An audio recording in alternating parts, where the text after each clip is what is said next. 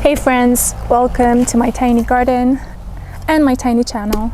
For all of you currently 277 subscribers out there, I wanted to make this video and let you know that I really appreciate you. Please don't go away because I haven't posted anything in nearly 2 months.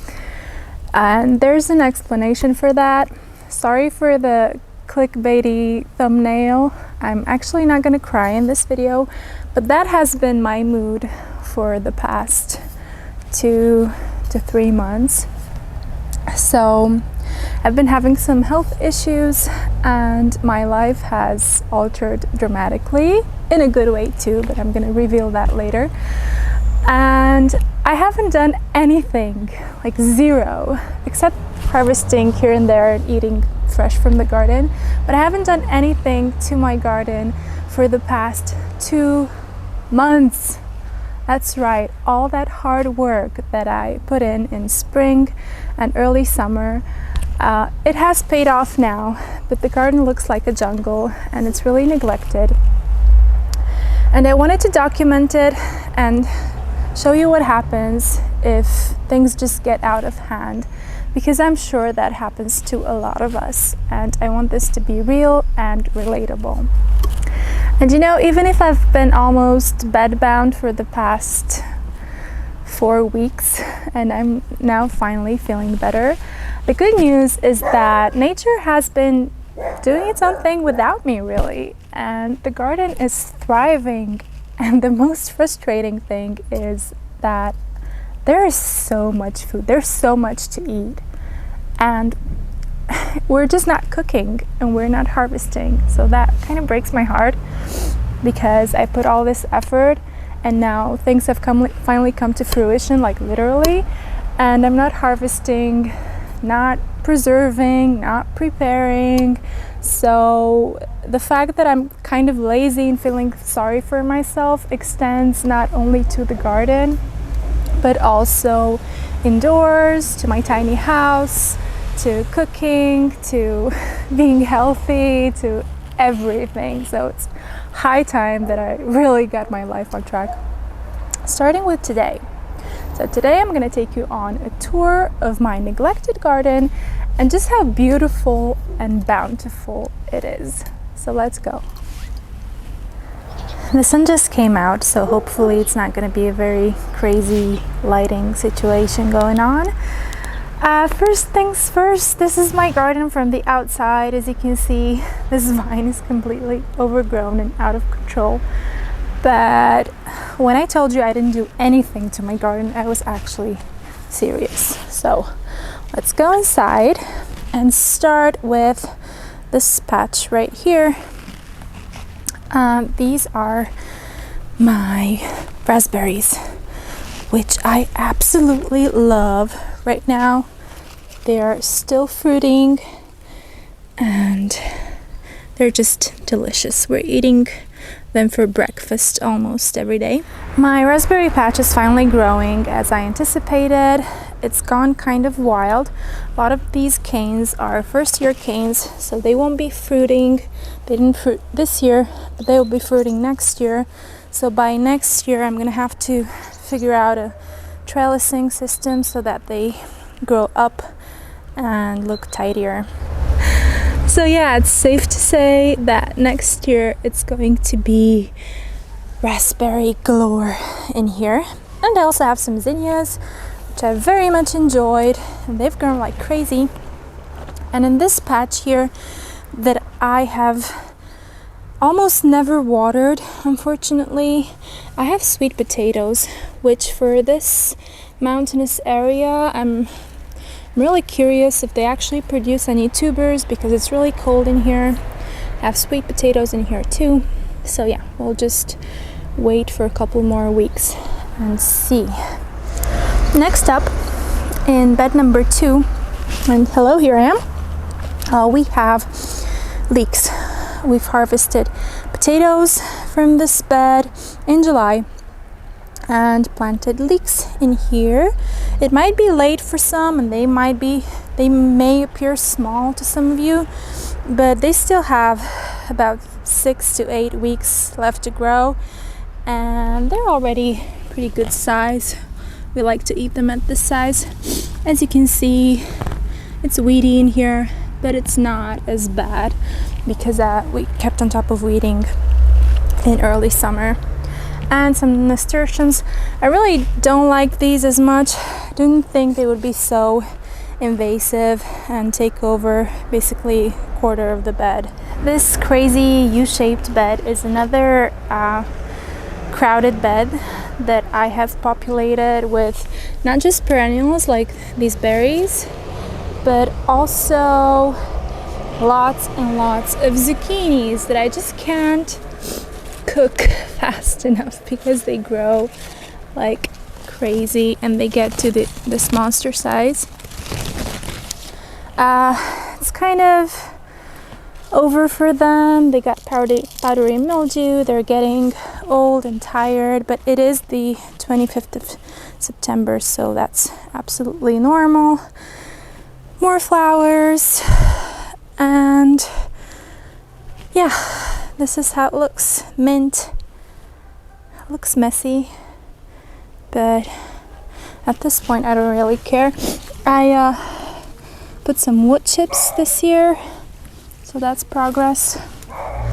Moving on to another interesting bed. These are eggplants, some onions that I totally forgot to harvest, a poppy, which I don't know, where did you come from? I didn't plant you. Chilies, which are doing great. I have to harvest them and preserve them somehow. And more zucchinis and a ton of weeds. So this area right here used to be salads in here, and now it's just weeds. One of the things that I'm super proud of growing this year are these eggplants and tomatoes, because they're heat-loving plants, and we had a really short summer in this mountainous area, and I really didn't expect these to do as well as they did. As for eggplants, I have these long black beauty ones. Yeah, I don't have my shears with me. These guys and these that I showed you. Look at this color, it's so cute.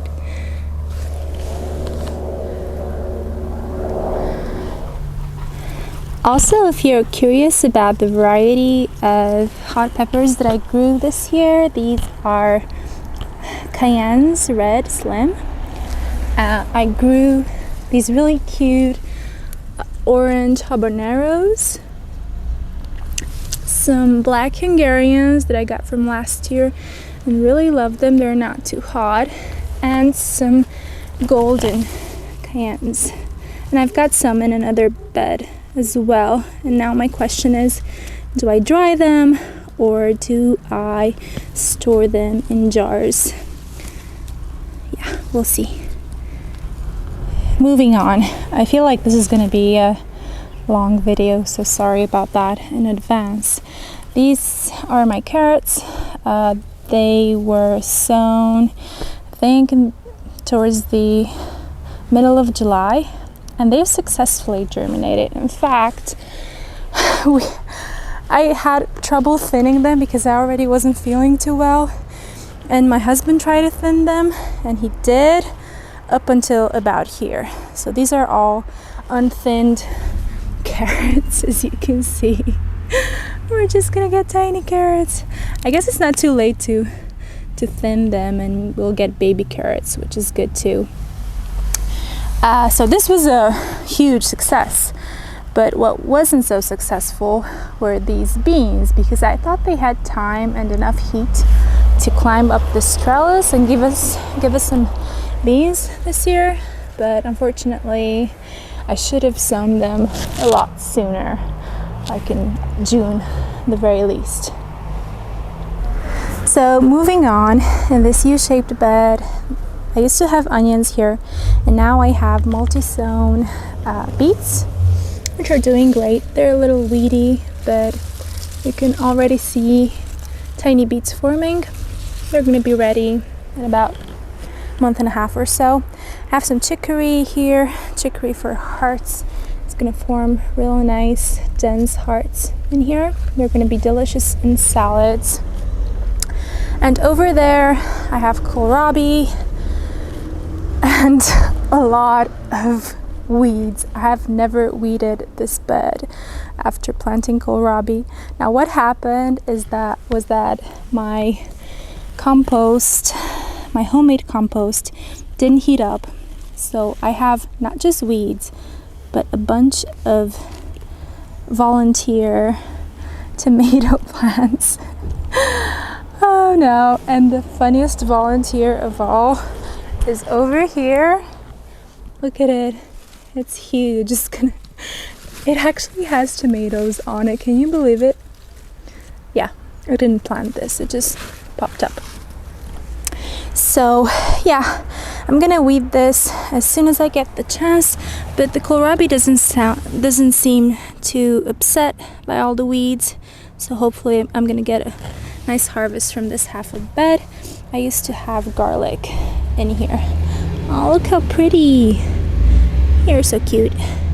Also, let's not forget my beautiful cucumbers. This year was a really good harvest for them, but the only thing I wish was that I planted more of them, because I did succession sow some cucumbers, but it was kind of late. I didn't manage to get a good harvest. Also in this tiny section, it's my herb section. I have Welsh onion that I should eat more of because it's fantastic and so versatile. More hot peppers over here as well. They're just gorgeous, aren't they? Cayennes. And also some curly parsley. We're not huge parsley eaters, so this tiny patch is enough for us. And a ton of basil. I don't know about you guys, but this year I went crazy with the basil. I love pesto, but this was just too much. Behind me, I have the craziest section of my garden. So what happened was that we built a new bed. We didn't have good compost to fill it with, so we bought a lot of cow manure from somebody, and we didn't want to put a lot of important stuff in it, so I tested a lot of things. I tested a few tomatoes, a few peppers, I put some celeriac in there, and corn, and some squash. And it just went. I overcrowded everything like I always do, and it just went ballistic. I don't even have paths anymore because I let the squash trail, and I didn't really think it would get this wild, but it did. So let me show you.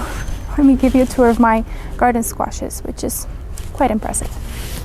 So this is what I mean. See this jungle, this mess. It just looks like a huge pile of green stuff. I actually have some squashes in here. I have delicata squash, which is this baby right here. Last year I had a delicata that didn't quite produce as many leaves. It was kind of contained, and that's why I bought a second seed packet, but this one was different. So yeah, it was a fail on my part. It took over my garden. This is butternut squash. And I also, see, I have to basically step on vines in here because this is my garden path and I can't even see it anymore. This is spaghetti squash. One more butternut. Like, did you guys know that butternut could get this big? This one decided to grow on the fence. And look at the size of this thing. Yeah, some tomatoes, cherry tomatoes, more squashes. I can't even get in here. It's so crazy. A lot of cherry tomatoes. Almost forgot to show you my last squash, which is a raging success because it's small and I managed to grow it vertically.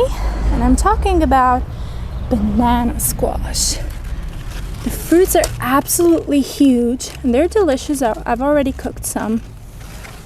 And the best part about this, since I arranged my garden with wooden posts and trellises, is that you can grow squashes on trellises. Now, my fiasco back there, I didn't really think it through, but these guys, they grew up and they did just fine.